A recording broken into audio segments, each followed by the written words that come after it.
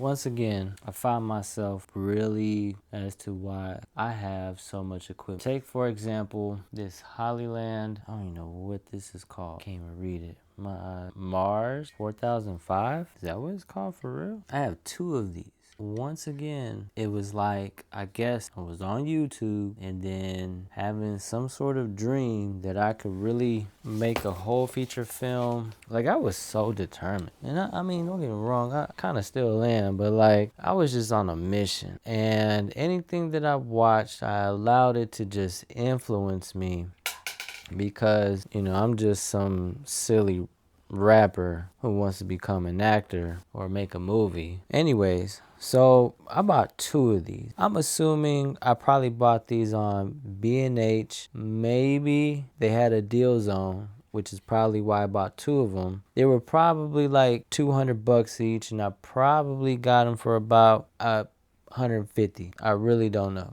I don't remember. I remember checking my B&H account, and I tallied up since 2015 how much money I spent on my silly little dream, and it was well over 20 racks. Well over. It's probably at like 25. It's probably at like 25 rack in the last 10 years, which is not a whole lot. But given that I only make about 25 racks a year, from doing studio time and stuff like that, and client work and stuff like that, and just other stuff, that's like 10% of my give or take in the last 10 years. Matter of fact, it's well over 25. That was just B&H. You know what I'm saying? Like, I didn't even account for actually going to the camera store, right? I probably spent 10,000 in the last 10 years just actually at Precision. And then there's another one in Austin. I forgot what that one's called.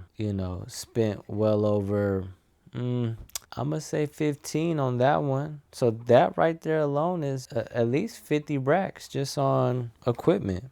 You know what I'm saying?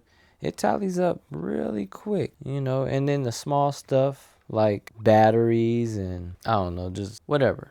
Anyways, and then I had to sell a lot of it too. Ended up selling like my big ass light that I had that was like 2 racks. Ended up selling, my iPads that I was using for monitors and stuff like that. Mostly, I mean, amongst other things. But, and then pawn shops. Man, I spent some money on pawn shops. So I really don't know. Like, it's starting to tally up how much money was probably spent on all of this stuff, but whatever, but it's like I get so easily influenced from these YouTubers, and now I'm really just starting to question, like, what is the bare minimum that I need in order to really get something done. I mean, I have all this stuff, and don't get me wrong, it is nice to have this stuff sometime, because it's for one, when I need it, it comes clutch. Obviously, when it's just collecting dust sometimes, like these things, and then you got to learn everything too. It's like a whole learning curve to each and every new equipment that you end up buying. These companies, granted, these companies do try to make it as easy as possible, but just sometimes all of this stuff is time consuming. I just wish that it just makes me wish that there were simpler, right? And it makes me wish that these companies would collab with each other more. Like, it doesn't make sense why I would need this piece and this piece when we could just bundle it up all together, right? And I ain't gonna say blaming, but like then I start like going into this whole thing that, the bigger companies like Apple and Google, why don't they just kind of like make it themselves? Because they have the resources and they could easily, within, I don't know, probably in one setting, in one sitting, I mean, probably figure out half of this stuff that I don't know. Then like, like, why? It took Hollyland years for them to come out with that monitor. I just seen it. The this thing that's actually built into the monitor. You know, like I had to attach this somehow with this screw to my monitor and then take this and attach it to possibly like my iPad at the time, or you know, my camera. And it was the very first thing that I said in my very first YouTube video.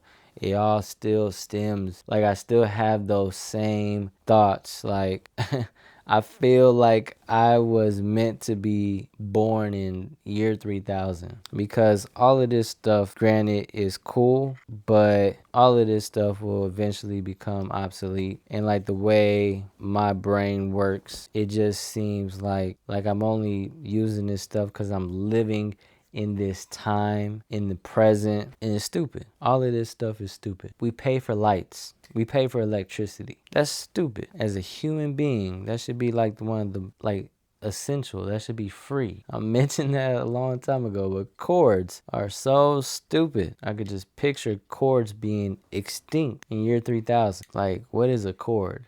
I could picture my great grandkids not knowing what a cord is, a plug, you know. It just seems like the technology is here already, but you know, why would a big company give us that technology when they can slowly put the technology out there and make as much money as they can possibly make? I mean, it is fascinating that each and every year they come out with a new product just a little bit better. Like, you couldn't do that last year. You couldn't put out this new chip last year. What did y'all do? Like, I don't get it. Where did y'all somehow make the chip faster, smaller, better in every way? How did y'all do that? Like, I feel like y'all knew how to do that the year before that. Now you want to roll it out? Like, I think it's time. We'll roll it out now. We got to give them a reason to bite. And yet it's only 25% more fast, or 15, or some stupid low ass number. It never doubles up in anything. They're not finna give you a 100% faster. I think the only time they really did that was when the M1 chip came out. M1 chip was definitely something that was revolutionary, but at the same time was also part of a whole another rebranding, I guess, you know. But that's just Apple. I did see this new company. Well, it's not even new. It's like mad people that's already hip to it, but all the way on the other side of the globe, called Xiaomi. I don't know if I'm saying that right. Xiaomi. They basically make stuff almost as good as Apple in some cases, but then they undercut them with the price, right? They might have the same specs and make theirs like a whole $200 cheaper, which is a no-brainer, right? Might as well go for that. I definitely want to check them out, only because every big company is going to have their time. And the next, you know what I'm saying? Like, because Apple wasn't Apple until the iPhone came out. Let's be real about it. iPhone came out, then Apple became the big dog. But before that, it was Microsoft. I actually had to Google chat GPT. I actually had to chat, how is it that Microsoft still makes money? And I'm like, how are they even relevant? Because I don't own a thing. And it turns out I actually own a shitload of things that are made by Microsoft, just not computers. They're like in a whole different, they make money in a whole different matter. Like, it's very smart, very fucking smart, I must admit, you know, but they're not in the forefront, and they're probably cool with that too. They're just not in the forefront like Apple. But I think they're actually worth more than Apple at the moment. Apple lost a lot of money in the last, and when I mean by a lot of money, I mean like almost $1 billion. I mean $1 billion, almost $1 trillion. Like, they were worth 3.7, and now they're worth 2.7 trillion, which is how you lose $1 trillion and still so much money. Like, it's crazy. Yo, anyways, I just be like, yo, how can I get a piece of that? You know, like, I'm over here. It's just crazy how much money there is. And just even in my own little city. And it seems like everybody's doing something. Like, I don't know. Everybody is buying land, buying property. New buildings are being built. And I'm just like, yo, I just need one of those. You know what I'm saying?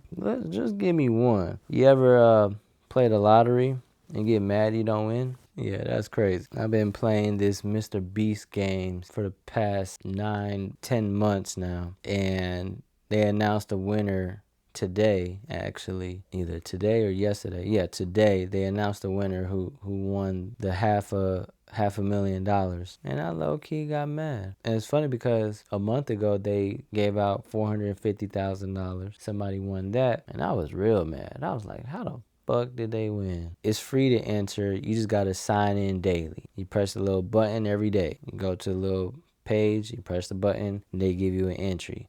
I got over 200 entries. I'm just like, every time I keep adding an entry, that the next drawing is gonna be on Halloween. And I'm just like if I don't win this one, because by then I'm gonna have 250 entries. Like, I know I'm like one of the people who have the most entries. If you don't have 200 entries by now, I'll be on it every day faithfully. Like, all right, I'm gonna win this money. I'm gonna win this money.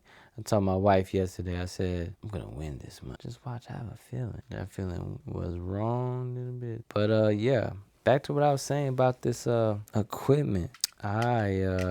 I don't know why I got this stuff. Like, I'm really tempted to just sell it, but then like that's probably gonna take a while to sell. I could ask chat. I don't know. It's like I want to sell it, but then I don't want to sell it, just in case I actually do need this. Don't get me wrong, it is nice to have, like I said, but I'm not even using my monitor. I use my iPad as my monitor. I think I got like a 7-inch monitor or a 5-inch monitor. That's it. This is my little journey. This is what I've been thinking about lately.